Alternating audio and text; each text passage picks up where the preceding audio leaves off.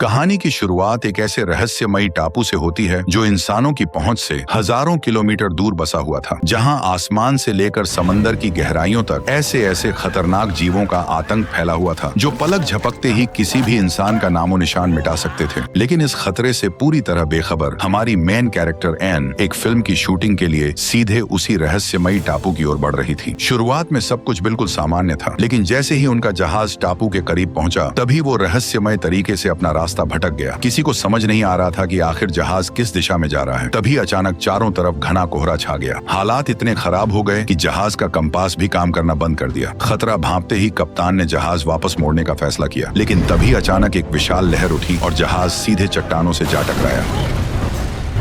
अगले ही पल वह एक अनजान समुद्री इलाके में फंस गया। कुछ देर बाद जब कोहरा छटा तो सबके सामने एक विशाल रहस्यमयी द्वीप दिखाई दिया। यही वो टापू था जहां मौत उनका इंतजार कर रही थी। जब बाकी लोग जहाज की मरम्मत में लगे हुए थे तभी डायरेक्टर एन और कुछ लोगों को लेकर टापू की ओर निकल पड़ा। जैसे ही वे किनारे के पास पहुंचे, सामने का नजारा देखकर उनके होश उड़ गए। चारों तरफ हजारों साल पुरानी विशाल पत्थर की दीवारें खड़ी थी, लेकिन सबसे चौंकाने वाली बात यह थी कि उन दीवारों के नीचे हजारों इंसानी खोपड़ियां पड़ी हुई थी। उन्हें देखकर ऐसा लग रहा था मानो किसी भयानक राक्षस ने उन सभी का शिकार किया हो। लेकिन डरने के बजाय वे लोग एक लकड़ी का पुल पार करके सीधे टापू के अंदर की ओर बढ़ने लगे। जैसे ही उन्होंने एक विशाल दरवाजा पार किया, अचानक एक छोटा बच्चा उनके सामने आ गया। वह लगातार इशारों में उन्हें वहां से लौट जाने के लिए कह रहा था, लेकिन डायरेक्टर ने उसकी चेतावनी को गलत समझ लिया। उसे लगा कि बच्चा भूखा है, इसलिए वह मुस्कुराते हुए उसे चॉकलेट देने पहुंचा। लेकिन तभी अचानक बच्चे ने उसके हाथ पर जोर से काट लिया। डायरेक्टर गुस्से में पलटकर कुछ करने ही वाला था कि तभी उसकी नजर चारों तरफ छिपे आदिवासियों पर पड़ी। हैरानी की बात यह थी कि उनके चेहरों पर भी डर साफ झलक रहा था। डायरेक्टर ने तुरंत सभी को शांत रहने के लिए कहा, लेकिन अगले ही पल एक भाला आकर उसके एक साथी के सीने के आर पार निकल गया। यह खौफनाक नजारा देखकर एन जोर से चीख पड़ी। वो वहां से भागने ही वाली थी कि तभी आदिवासियों ने उसे चारों तरफ से घेर लिया। इसके बाद शुरू हुआ मौत का खेल। डायरेक्टर का एक और साथी देखते ही देखते आदिवासियों की बलि चढ़ गया। उधर जैक भी सिर पर जोरदार वार लगते ही बेहोश हो गया। वहीं डायरेक्टर को घसीटकर एक पत्थर पर लिटा दिया गया। आदिवासी सरदार अपना डंडा उठाकर उसे मारने ही वाला था कि तभी कप्तान अपने लोगों के साथ वहां पहुंच गया। उसने बिना देर किए एक ही गोली में उसे वहीं ढेर कर दिया। अपने सरदार को मरता देख बाकी आदिवासी जान बचाकर भाग निकले। उधर सभी लोग फौरन जहाज पर पहुंचे और वहां से निकलने की तैयारी करने लगे, लेकिन अपने सरदार को खो चुके आदिवासी उन्हें छोड़ने वाले नहीं थे। रात के अंधेरे में एक आदिवासी बांस के लंबे डंडे के सहारे समुद्र पार करता हुआ चुपके से जहाज पर चढ़ गया और बिना किसी को भनक लगे वह चुपचाप एन को उठाकर अपने साथ ले गया। जब तक बाकी लोगों को इसका पता चला तब तक बहुत देर हो चुकी थी। यह खबर मिलते ही कप्तान ने तुरंत हथियार उठाए और अपनी टीम के साथ दोबारा टापू की ओर निकल पड़ा। उधर द्वीप पर आदिवासियों ने मशालें जला दी थीं। चारों तरफ युद्ध के नगाड़े गूंज रहे थे। वे अपने मरे हुए सरदार के लिए एन की बलि देने वाले थे। उन्होंने एन को एक विशाल पत्थर से बांध दिया और उसके गले में खोपड़ी वाला हार पहना दिया और फिर बलि की रस्म शुरू हो गई। जैसे जैसे नगाड़ों की आवाज तेज होती गई, एन को धीरे धीरे दूसरी तरफ उतारा जाने लगा। जैसे ही उसके पैर जमीन पर पड़े तभी अचानक पूरे जंगल में एक भयानक दहाड़ गूंज उठी। एन को जरा भी अंदाजा नहीं था कि असली खेल तो अब शुरू होने वाला है। अगले ही पल घने जंगल के भीतर से एक विशाल काली परछाई बाहर निकली। वह धीरे धीरे एन की तरफ बढ़ने लगी। उसने एन के पास आकर अपने विशाल हाथ से उसके चेहरे को छुआ, लेकिन अगले ही पल वो उसे उठाकर अपने साथ ले जाने लगा। एन की चीखें सुनते ही अभी अभी टापू पर पहुंचे बचाव दल का ध्यान उधर चला गया और तभी डायरेक्टर ने पहली बार दुनिया के सबसे विशाल जीव किंग कॉन्ग को अपनी आंखों से देखा। उसे सामने देखकर उसके पैरों तले जमीन खिसक गई, क्योंकि उसने अपनी पूरी जिंदगी में इतना विशाल जीव पहले कभी नहीं देखा था। कुछ ही पलों में कॉन्ग एन को लेकर घने जंगल के अंदर गायब हो गया। पता चलते ही कि एन को कोई रहस्यमयी जीव उठा ले गया है, कप्तान ने तुरंत एन को बचाने के लिए एक रेस्क्यू टीम भेज दी, जबकि वो खुद अपने बाकी आदमियों के साथ वहीं रुक गया। जैसे ही सभी ने लकड़ी का पुल पार किया, वे आखिरकार स्कल आइलैंड के अंदर पहुंच गए। लेकिन अंदर का नजारा देखकर हर किसी के होश उड़ गए, क्योंकि चारों तरफ विशालकाय पेड़ों का काला घना जंगल फैला हुआ था। वे अभी आगे बढ़ ही रहे थे कि तभी अचानक एक डरावनी आवाज पूरे जंगल में गूंज उठी। आवाज सुनते ही एक बूढ़ा आदमी बुरी तरह घबरा गया और बिना देखे अंधाधुंध फायरिंग करने लगा। उसे देखकर बाकी लोगों ने भी चारों तरफ गोलियां बरसानी शुरू कर दी। तभी ऑफिसर जोर से चिल्लाया और फायरिंग रुकवा दी। इसके बाद उसने तुरंत एक फ्लेयर जलाया, जिससे आसपास का इलाका लाल रोशनी से जगमगा उठा। लेकिन अगले ही पल एक विशाल ट्राइसेराटॉप्स बाहर निकल आया। खतरे को पास आते देख पूरे ग्रुप में भगदड़ मच गई। हर कोई अपनी जान बचाने के लिए भागने लगा, लेकिन ट्राइसेराटॉप्स ने किसी को भी संभलने का मौका तक नहीं दिया। अपने साथी को खतरे में देखकर जैक बिना एक पल गवा गवाए उसकी मदद में जुट गया, लेकिन ट्राइसेराटॉप्स ने उसे अपने विशाल सींगों से उठाकर कई फीट दूर फेंक दिया। वह दूसरी बार हमला करने ही वाला था कि तभी ऑफिसर ने मशीन गन से अंधाधुंध फायरिंग शुरू कर दी। लगातार गोलियां लगते ही ट्राइसेराटॉप्स दर्द से तड़प उठा और कुछ ही सेकंड बाद वह अचानक जमीन पर ढेर हो गया। खतरा टलते ही सभी लोग फिर से एन की तलाश में निकल पड़े। उधर किंग कॉन्ग एन को अपने ठिकाने पर ले आया था। उसकी गुफा के चारों तरफ सिर्फ इंसानों और जानवरों की खोपड़ियां पड़ी हुई थीं। हैरानी की बात यह थी कि वहां पड़ी हर खोपड़ी के गले में बिल्कुल वैसा ही हार था जैसा एन के गले में था। ये देखकर वह समझ गई कि अगर वो यहाँ से नहीं भागी तो उसका भी यही अंजाम होगा। उसने तुरंत अपने गले से खोपड़ी वाला हार उतारा और पूरी ताकत से किंग कॉन्ग की उंगली में चुभो दिया। तेज दर्द महसूस होते ही किंग कॉन्ग ने झटके से उसे छोड़ दिया। मौका मिलते ही एन बिना पीछे देखे पूरी रफ्तार से भागने लगी, लेकिन वह कुछ ही कदम दौड़ पाई थी कि तभी कॉन्ग का एक विशाल हाथ आसमान से नीचे आया और उसे फिर से पकड़ लिया। अगले ही पल कॉन्ग जोरदार दहाड़ लगाते हुए जंगल की ओर दौड़ पड़ा। उधर जैक जैसे ही कॉन्ग के ठिकाने पर पहुंचा तभी उसे जमीन पर एन का वही हार पड़ा मिला। उसे एहसास हो गया कि एन किसी बड़ी मुसीबत में फंस चुकी है। एक पल भी गवाए बिना वह अपनी पूरी टीम के साथ उसकी तलाश में निकल पड़ा। कुछ देर बाद वे एक गहरी घाटी के किनारे पहुंच गए। वहीं जमीन पर उन्हें विशालकाय पैरों के ताजा निशान दिखाई दिए। उनका आकार देखकर सबको यकीन हो गया कि ये निशान किंग कॉन्ग के ही हैं। उधर जब बाकी लोग आराम करने लगे तभी डायरेक्टर कैमरा लेकर पहाड़ी की दूसरी तरफ निकल गया, लेकिन सामने का नजारा देखकर उसके होश उड़ गए, क्योंकि उसके सामने दर्जनों डायनासोर खुलेआम घूम रहे थे। इतना भयानक नजारा देखकर भी उसने डरने के बजाय तुरंत कैमरा ऑन किया और रिकॉर्डिंग शुरू कर दी। तभी जो डायनासोर कुछ पल पहले तक बिल्कुल शांत थे वे अचानक बुरी तरह बौखला उठे और अगले ही पल पूरी रफ्तार से डायरेक्टर की तरफ दौड़ पड़े। खतरा पास आते देख सभी लोग अपनी जान बचाने के लिए भाग खड़े हुए। कुछ ही पलों में पूरी सकरी घाटी चीख पुकार और भगदड़ से गूंज उठी। डायनासोर इतनी तेज रफ्तार से भाग रहे थे कि रास्ते में आने वाले कई लोग उनके पैरों तले कुचले गए। दरअसल वे यूं ही नहीं भाग रहे थे, उनके पीछे कई खूंखार वेलोसिरैप्टर पड़े हुए थे। जब लग रहा था कि उनका बचना नामुमकिन है तभी अचानक उनके सामने एक हजारों फीट गहरी खाई आ गई। तेज रफ्तार और फिसलन भरी जमीन के कारण वे खुद को संभाल नहीं पाए और एक के बाद एक कई विशाल डायनासोर गहरी खाई में गिरते चले गए। उधर जैक और उसकी टीम किसी तरह जान बचाकर भाग रही थी, लेकिन डायनासोरों के भारी वजन से जमीन भी जगह जगह टूटने लगी। गनीमत रही कि खतरा उन तक पहुंचने से पहले ही वे घाटी के सकरे रास्ते से बाहर निकल गए, लेकिन अगले ही पल एक वेलोसिरैप्टर उनके पीछे लग गया। जैक के एक साथी ने बिना देर किए उस पर ताबड़तोड़ फायरिंग शुरू कर दी। गोली लगते ही वेलोसिरैप्टर तो मारा गया, लेकिन उसके साथ पीछे दौड़ रहा एक विशाल डायनासोर भी वहीं ढेर हो गया। उसके गिरते ही पीछे भाग रहे कई और डायनासोर आपस में टकराकर एक एक करके जमीन पर गिरते चले गए। कुछ सेकंड के लिए पूरी घाटी में सन्नाटा छा गया, लेकिन असली खतरा अभी बाकी था, क्योंकि बाकी बचे वेलोसिरैप्टर अब सीधे जैक की टीम के पीछे पड़ चुके थे। जान बचाने के लिए सभी लोग पूरी ताकत से ऊंची चट्टानों पर चढ़ने लगे, लेकिन इसी बीच एक बूढ़ा कैमरामैन ऊपर चढ़ नहीं पाया। उसे फंसा देखकर डायरेक्टर बिना एक पल गवाए उसकी मदद के लिए दौड़ पड़ा। उसने अपना ट्राइपॉड नीचे बढ़ाया और उसे ऊपर खींचने की कोशिश करने लगा, लेकिन तब तक बहुत देर हो चुकी थी। एक वेलोसिरैप्टर पलक झपकते ही उसके पास पहुंचा, उसके टखने को अपने जबड़ों में दबोचा और उसे घसीटते हुए जंगल की तरफ ले गया। ये डरावना नजारा देखकर बाकी लोग बिना रुके घाटी की ओर भाग निकले, लेकिन इस भयानक हादसे के बाद कई लोगों का हौसला पूरी तरह टूट गया। आखिर में उनमें से आधे लोग वहीं से वापस लौट गए, लेकिन बाकी लोगों ने हार नहीं मानी। वे आगे बढ़ते रहे और जल्द ही एक विशाल दलदल के किनारे पहुंच गए। आगे बढ़ने का दूसरा कोई रास्ता नहीं था, इसलिए सभी बेड़े पर सवार होकर दलदल पार करने लगे। लेकिन बीच रास्ते में अचानक कुछ अजीब दिखने वाली मछलियां पानी से बाहर निकलकर बेड़े पर चढ़ने लगी। नाविक बिना देर किए लकड़ियों से उन्हें मार मार कर वापस पानी में गिराने लगे। अच्छी बात यह थी कि वे मछलियां ज्यादा बड़ी नहीं थीं, इसलिए उन्हें रोकना आसान था। लेकिन अगले ही पल वे सभी मछलियां अचानक घबराकर चारों तरफ भागने लगी। उन्हें देखकर साफ लग रहा था कि पानी के नीचे कोई ज्यादा खतरनाक शिकारी मौजूद है। अगले ही पल गहरे पानी से एक विशाल काली परछाई बाहर निकली।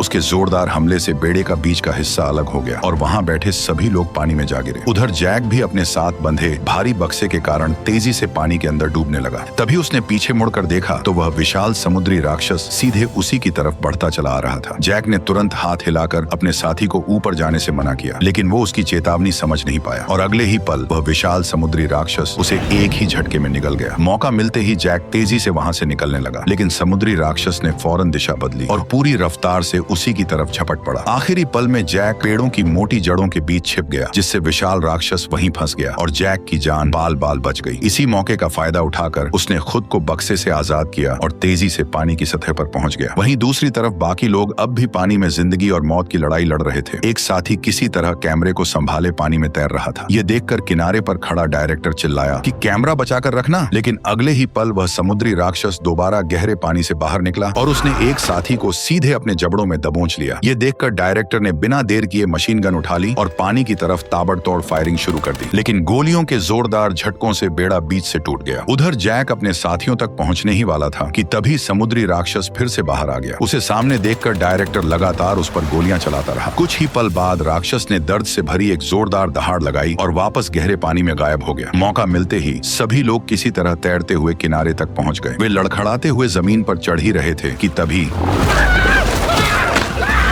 उधर किंग कॉन्ग एन को लेकर एक दूसरी गुफा में पहुंच चुका था। वह बार बार उसे हाथ से हिलाकर जगाने की कोशिश कर रहा था, लेकिन काफी देर तक कोशिश करने के बाद भी एन की आंखें नहीं खुली, क्योंकि सोने का नाटक करने वाले इंसान को कोई नहीं जगा सकता। आखिरकार हार मानकर कोंग ने उसे वहीं छोड़ दिया और आराम से बांस खाने लगा। तभी एन ने धीरे से अपनी आंखें खोली और बिना कोई आवाज किए रेंगते हुए वहां से दूर जाने लगी। जैसे ही कोंग का ध्यान दूसरी तरफ गया, तभी वह बिना आवाज किए फौरन वहां से भाग निकली। लेकिन उसके जाते ही जैक और उसके साथी किंग कॉन्ग की उसी गुफा तक पहुंच गए। जैसे ही किंग कॉन्ग की नजर उन पर पड़ी, वह तुरंत पूरी रफ्तार से उनकी तरफ टूट पड़ा। उसने सबसे आगे मौजूद ऑफिसर को एक ही झटके में अपनी मुट्ठी में दबोच लिया। बाकी लोग जान बचाने के लिए एक विशाल पेड़ की जड़ पर चढ़ गए और वहीं से लगातार गोलियां बरसाने लगे। लेकिन डायरेक्टर इस खतरनाक पल में भी कैमरा चलाता रहा। यह देखकर किंग कॉन्ग और भी भड़क गया। उसने पूरी ताकत से पेड़ की उस विशाल जड़ को उखाड़ फेंका। अगले ही पल जड़ पर खड़े सभी लोग उसी के साथ हजारों फीट गहरी खाई में जा गिरे। गनीमत रही कि वह विशाल जड़ काफी लंबी थी। खाई में गिरते समय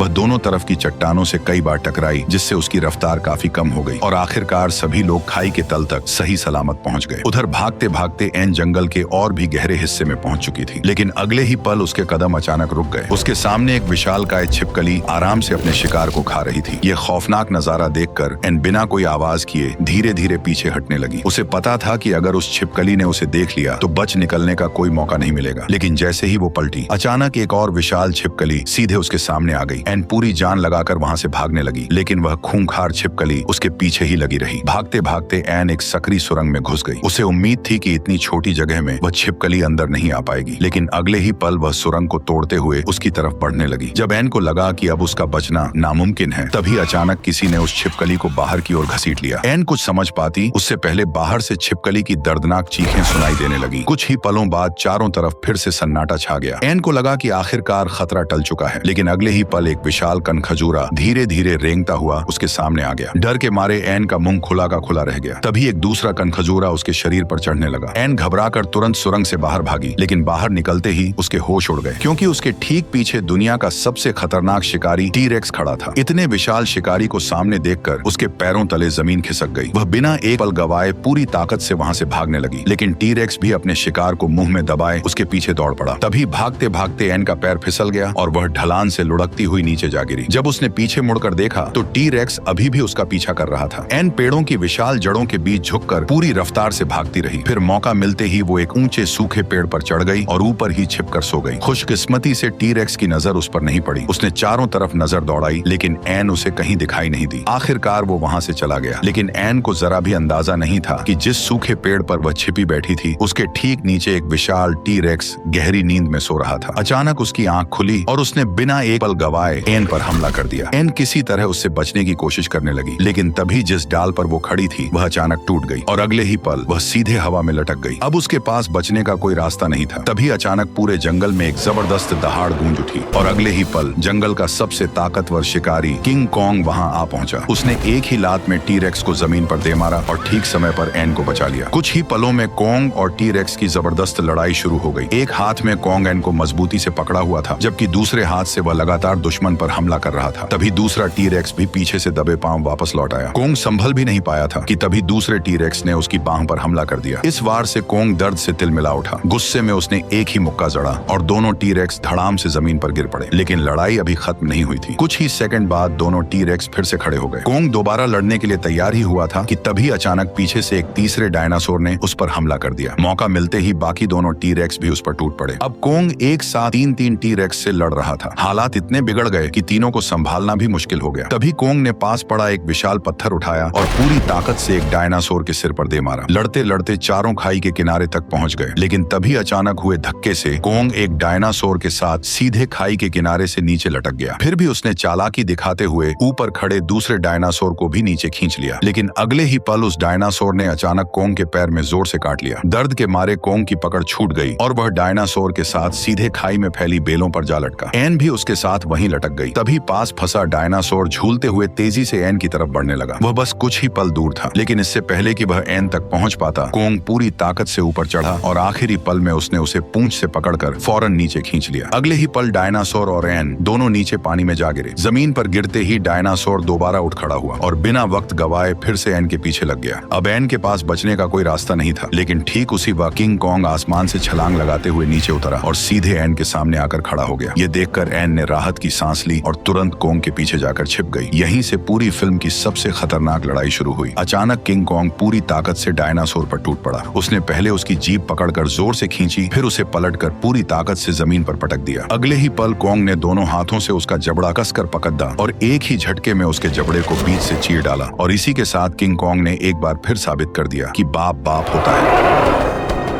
इसके बाद कॉन्ग एन को अपने कंधे पर बैठाकर सीधे अपनी गुफा में ले गया। गुफा के अंदर एक कोने में उसकी ही प्रजाति का विशाल कंकाल पड़ा था। उसे देखते ही कॉन्ग के चेहरे पर उदासी छा गई, क्योंकि इस पूरी दुनिया में वह अपनी प्रजाति का आखिरी जिंदा सदस्य बचा था। बरसों से वह इस टापू पर बिल्कुल अकेला रह रहा था, लेकिन एन के आने के बाद पहली बार उसे किसी अपने का साथ मिला। शायद यही वजह थी कि किंग कॉन्ग हर बार अपनी जान जोखिम में डालकर एन को बचाता रहा। कुछ देर बाद दोनों द्वीप की सबसे ऊंची चोटी पर जा बैठे और वहीं बैठकर खूबसूरत शाम का नजारा देखने लगे। जल्द ही रात हो गई। एन धीरे धीरे कॉन्ग की बाहों में सो गई और कॉन्ग भी मुंह फाड़कर झपकी लेने लगा। तभी पास की चमगादड़ों वाली गुफा में अचानक हलचल हुई, मानो उन्होंने किसी अजनबी की आहट सुन ली हो। दरअसल वह जैक था, जो अपनी जान जोखिम में डालकर किसी तरह वहां तक पहुंच गया था। वह धीरे धीरे रेंगता हुआ एन के पास पहुंचा और चुपचाप उसे जगा दिया। जैक को सामने देखकर एन हैरान रह गई। उसे यकीन ही नहीं हुआ कि वह अकेला यहाँ तक पहुंच गया था। आखिरकार एन ने जैक के साथ इंसानों की दुनिया में लौटने का फैसला कर लिया। लेकिन तभी अचानक कॉन्ग की आंख खुल गई। जैक को देखते ही कॉन्ग को वही आदमी याद आ गया जिसने पहले उस पर गोली चलाई थी। अचानक गुस्से में कॉन्ग सीधे जैक पर टूट पड़ा। इस अफरा तफरी से गुफा में मौजूद हजारों चमगादड़ भड़क उठे और सीधे कॉन्ग पर हमला कर दिया। इसी मौके का फायदा उठाकर जैक और एन बेलों के सहारे खाई से नीचे उतरने लगे, लेकिन तभी कॉन्ग की नजर उन पर पड़ गई। वह तुरंत बेलों को ऊपर खींचने लगा। खतरा भांपते ही जैक ने पास उड़ रहे एक विशाल चमगादड़ को पकड़ लिया और दोनों उसी से लटककर कॉन्ग से काफी दूर निकल गए। इसके बाद उन्होंने नदी में छलांग लगा दी और किसी तरह अपनी जान बचाने में कामयाब हो गए। बाकी लोगों से मिलते ही उन्हें पता चला कि सभी कॉन्ग को पकड़ने की तैयारी कर रहे हैं। उधर एन को वापस पाने के लिए कॉन्ग भी अपनी जान की बाजी लगाकर वहां तक पहुंच गया। तभी कप्तान के इशारे पर सभी लोगों ने उस पर विशाल लंगर और भारी लोहे की जंजीरें फेंक दी। कुछ ही पलों में कॉन्ग पूरी तरह जंजीरों में जकड़ लिया गया। तभी एक साथी ने कॉन्ग के पैरों के पास बेहोशी की दवा फेंक दी। कुछ ही सेकंड में उसका धुआं पूरे इलाके में फैल गया। एन बार बार लोगों को रोकने की गुहार लगाती रही, लेकिन किसी ने उसकी बात नहीं सुनी। इसी बीच एक विशाल पत्थर कॉन्ग के ऊपर आ गिरी। वह भारी धमाके के साथ जमीन पर ढेर हो गया। अब बेहोशी की दवा भी अपना असर दिखाने लगी थी। कॉन्ग दर्द से तड़पते हुए दहाड़ता रहा और पूरी ताकत से उठने की कोशिश करता रहा, लेकिन उसका शरीर धीरे धीरे जवाब देने लगा था। उधर कप्तान दोबारा हमला करने ही वाला था कि तभी एन ने दौड़कर तुरंत कैप्टन को रोक दिया, लेकिन अगले ही पल जैक जबरदस्ती एन को वहां से खींच कर ले जाने लगा। यह पूरा मंजर किंग कॉन्ग अपनी आंखों से देख रहा था। उसे लगा कि एन किसी बड़े खतरे में है, जिससे उसका गुस्सा 7वें आसमान पर पहुंच गया। अगले ही पल किंग कॉन्ग ने अपनी पूरी ताकत लगाकर रस्सियां तोड़ दी। वह दहाड़ता हुआ सीधे भीड़ पर टूट पड़ा। सभी लोग जान बचाने के लिए घबराकर नावों की तरफ भागने लगे, लेकिन किंग कॉन्ग अब किसी को छोड़ने के मूड में नहीं था। वह उनका पीछा करते हुए समुद्र के किनारे तक पहुंच गया। उसी वक्त आखिरी नाव किनारे से निकलने ही वाली थी कि तभी किंग कॉन्ग ने एक ही झटके में उसे उठाकर पास की चट्टानों पर दे मारा। अब दो में से सिर्फ एक जहाज बचा था। तभी कप्तान ने अपना हारपून गन उठाया और निशाना साधकर फायर कर दिया। विशाल हारपून सीधे किंग कॉन्ग की जांघ में धंस गया। दर्द से उसकी दहाड़ पूरे द्वीप में गूंज उठी, लेकिन इतनी चोट खाने के बाद भी वह रुकने को तैयार नहीं था। वह लड़खड़ाते हुए भी एक एक कदम जहाज की तरफ बढ़ाता रहा, क्योंकि उसे सिर्फ एन को वापस अपने पास लाना था। इसी मौके का फायदा उठाकर डायरेक्टर ने बेहोशी की आखिरी शीशी कॉन्ग पर फेंक दी। शीशी सीधे उसके चेहरे से टकराई और दवा तुरंत असर करने लगी। कुछ ही पलों में उसकी नजर धुंधली होने लगी। फिर भी उसने आखिरी बार अपना हाथ बढ़ाया, मानो वो एन को छूना चाहता हो, लेकिन अब उसका शरीर जवाब दे चुका था। थोड़ी ही देर में किंग कॉन्ग बेहोश होकर वहीं ढेर हो गया। कुछ समय बाद डायरेक्टर ने किंग कॉन्ग को दुनिया के सामने पेश करने के लिए एक ग्रैंड शो शुरू किया। उस जीवित प्रागैतिहासिक जानवर को देखने के लिए थिएटर पूरी तरह खचाखच भर गया। जैसे ही पर्दा उठा, भारी लोहे की जंजीरों से बंधा किंग कॉन्ग सबके सामने आ गया। अब उसकी आंखों से उम्मीद गायब हो चुकी थी। वह बेबस और टूटा हुआ खड़ा था, लेकिन डायरेक्टर ने उसके दर्द को भी तमाशा बना दिया। उसने स्टेज पर स्कल आइलैंड वाला वही बलि का सीन दोबारा तैयार किया और एक लड़की को उसी तरह किंग कॉन्ग के सामने लाकर खड़ा कर दिया। लेकिन किंग कॉन्ग ने उसे देखकर गलतफहमी पाल ली। उसे लगा कि वह एन है, मगर जैसे ही उसने ध्यान से उसका चेहरा देखा देखा तभी उसे तुरंत समझ आ गया कि उसके साथ धोखा हुआ है। अगले ही पल उसका गुस्सा भड़क उठा। उसने एक झटके में अपनी जंजीरें तोड़ डाली और उस लड़की को उठाकर अपने सामने ले आया। लेकिन जब उसे यकीन हो गया कि वह एन नहीं है, तभी उसने गुस्से में उसे एक तरफ फेंक दिया। अगले ही पल किंग कॉन्ग ने पूरे थिएटर में हड़कंप मचा दिया। हर तरफ भगदड़ मच गई और लोग चीखते हुए बाहर की ओर भागने लगे। इसी बीच उसकी नजर जैक पर पड़ी। जैक को देखते ही कॉन्ग गुस्से से बेकाबू हो गया। वह पूरी ताकत से उसकी तरफ दौड़ पड़ा। जैक किसी तरह बचते बचाते बाहर निकल आया, लेकिन कॉन्ग भी तुरंत उसके पीछे बाहर आ पहुंचा। अब उसकी नजर सिर्फ एन को तलाश रही थी। रास्ते में उसे जितनी भी सुनहरे बालों वाली लड़कियां दिखीं, वह एक एक को उठाकर ध्यान से देखने लगा, लेकिन उनमें से कोई भी एन नहीं थी। कुछ ही देर में पूरा शहर दहशत में डूब गया। तभी घने कोहरे के बीच उसे एक जाना पहचाना चेहरा दिखाई दिया। जब उसने गौर से देखा तो पता चला कि वह एन थी। उसे देखते ही किंग कॉन्ग की आंखें पल भर में नरम पड़ गई। उसका सारा गुस्सा शांत हो गया। उधर एन की आंखों से भी आंसू बहने लगे। किंग कॉन्ग ने बड़े प्यार से उसे अपनी हथेली पर उठाया और चुपचाप उसे निहारने लगे। वह पल सिर्फ उन दोनों का था। इसके बाद दोनों एक जमी हुई बर्फीली झील के किनारे पहुंचे। किंग कॉन्ग ने अपनी जिंदगी में पहली बार बर्फ देखी थी। वह किसी छोटे बच्चे की तरह फिसलते हुए एन के साथ मस्ती करने लगा। कई सालों बाद उसके चेहरे पर असली खुशी दिखाई दे रही थी, लेकिन उसकी यह खुशी ज्यादा देर तक नहीं टिक सकी। अगले ही पल तोपों की गूंज से पूरा इलाका कांप उठा। दरअसल अमेरिकन आर्मी मौके पर पहुंच चुकी थी। उन्होंने बिना देर किए किंग कॉन्ग पर चारों तरफ से हमला बोल दिया। किंग कॉन्ग तुरंत एन को लेकर तेजी से वहां से निकल गया। काफी देर तक भागने के बाद वह एम्पायर स्टेट बिल्डिंग की सबसे ऊंची चोटी पर चढ़ गया। कुछ ही देर में सुबह हो गई। उगते सूरज की सुनहरी रोशनी कॉन्ग और एन पर बिखर गई। एक पल के लिए ऐसा लगा मानो वे फिर से स्कल आइलैंड की उस शांत दुनिया में लौट आए हों। लेकिन यह शांति ज्यादा देर तक नहीं ठहर सकी, क्योंकि तभी लड़ाकू विमान आसमान में मंडराते हुए वहां पहुंच गए। वे किंग कॉन्ग के चारों तरफ चक्कर लगाने लगे। खतरे को भांपते ही किंग कॉन्ग ने एन को एक सुरक्षित जगह पर बैठा दिया और खुद अकेले टावर की सबसे ऊंची चोटी पर चढ़कर लड़ाकू विमानों का सामना करने लगा। लेकिन कुछ ही पलों में विमानों ने उस पर गोलियों की बौछार शुरू कर दी। गोलियां लगते ही उसके शरीर से भारी मात्रा में खून बहने लगा। जब गोलियों की बारिश और तेज हो गई, तभी किंग कॉन्ग ने अचानक उछलकर एक लड़ाकू विमान पर हमला कर दिया। लेकिन उसी वक्त दूसरा विमान सीधे उसकी तरफ झपट पड़ा। कॉन्ग ने फुर्ती से किनारे छलांग लगाई और किसी तरह टावर की दीवार पकड़ ली। फिर भी बाकी लड़ाकू विमानों की गोलियां लगातार उसके शरीर को चीरती रहीं। उधर कॉन्ग को घायल देखकर एन खुद को रोक नहीं सकी। वह अपनी जान की परवाह किए बिना टावर पर चढ़ने लगी, लेकिन तभी अचानक एक गोली लगने से सीढ़ी टूट गई और एन हवा में लटक गई। अब वह किसी भी पल नीचे गिर सकती थी, लेकिन एन वक्त पर किंग कॉन्ग ने झपट्टा मारकर उसे हवा में ही पकड़ लिया। फिर उसने बहुत सावधानी से उसे टावर के अंदर सुरक्षित जगह पर खड़ा कर दिया। लेकिन तभी लड़ाकू विमान एक बार फिर हमला करने लौट आए। उन्हें देखकर किंग कॉन्ग टावर के चारों ओर छलांगे लगाते हुए उनकी गोलियों से बचने लगा। कुछ देर बाद वह फिर से टावर की सबसे ऊंची चोटी पर पहुंच गया। इस बार उसने एक लड़ाकू विमान को हवा में ही पकड़ लिया और पूरी ताकत से घुमाकर दूसरे विमान की तरफ दे मारा। इसी दौरान एन भी टावर की चोटी तक पहुंच गई। वह किंग कॉन्ग के सामने खड़ी हो गई और दोनों हाथ उठाकर पायलटों से गोली न चलाने की गुहार लगाने लगी। एन की चीख सुनकर कुछ पल के लिए पायलट भी रुक गए। उसे लगा कि उसने आखिरकार कॉन्ग की जान बचा ली है। लेकिन जैसे ही कॉन्ग घुटनों के बल बैठकर एन को देखने लगा, तभी अचानक फिर से गोलियों की आवाज गूंज उठी। एक के बाद एक कई गोलियां सीधे किंग कॉन्ग की पीठ में धंस गईं और उसका शरीर दर्द से कराहते हुए बिल्डिंग की छोटी से सीधे नीचे गिर पड़ा। कुछ ही मिनटों में कॉन्ग के लाश के चारों तरफ लोगों की भारी भीड़ जमा हो गई। हर कोई उसकी लाश के साथ तस्वीरें लेने में लगा था। तभी भीड़ में खड़े एक पत्रकार ने ऊपर देखा। उसी पल उसे पूरी सच्चाई समझ आ गई कि उस बेकसूर जानवर ने अपनी जान किसी लड़ाई के लिए नहीं, बल्कि सिर्फ उस एक लड़की के लिए कुर्बान कर दी है, जिसे वह अपनी पूरी दुनिया मान चुका था, ताकि वह हमेशा सुरक्षित और खुश रह सके। और इसी इमोशनल एंडिंग के साथ हमारी यह शानदार कहानी यहीं पर खत्म हो गई। आपको ये वीडियो कैसे लगी मुझे कमेंट बॉक्स में जरूर बताना, और चैनल पर नए हो तो वीडियो को लाइक करके चैनल को सब्सक्राइब भी कर लो। चलो बाय, मिलते हैं नेक्स्ट वीडियो में।